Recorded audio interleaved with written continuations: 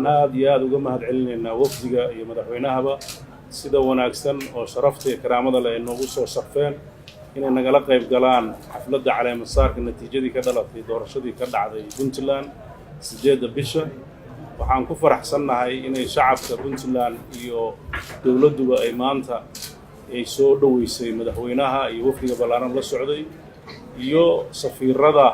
Soomaaliya u fadhiya magaalada Muqdisho caalamka. waxay noo tahay sharaf gaar ah. waxaan runtii aad iyo aad uga mahadcelinaynaa sida sharafta leh oo waalidnimada leh adiga iyo shacabka reer Puntland sida wanaagsan loo soo dhaweysay aniga wafdigeyga iyo marti sharafta kale oo la socota. runtii waa filaynay soo dhaweyntan wanaagsan oo waalidnimada leh waa filaynay xaqiiqatanna insha Allah haddii Ilaahay yiraahdo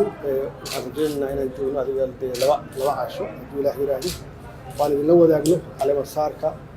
iyo maxkamada dabaaldega oo aan la hadalno shacabka reer Puntland khaasatan reer Garowe haddii ay yiraahdo waana ku hambalyeynaa doorashadii sida wanaagsan u dhacday oo transparency ahayd oo adduunka oo dhan laga fiirsanayay murashaxiintii kale iyaga naftooda waxaan leeyahay hambalyo yaan leeyahay sida wanaagsan runtii uga qayb galeen doorashada kulligoodna ay u aqbaleen natiijada.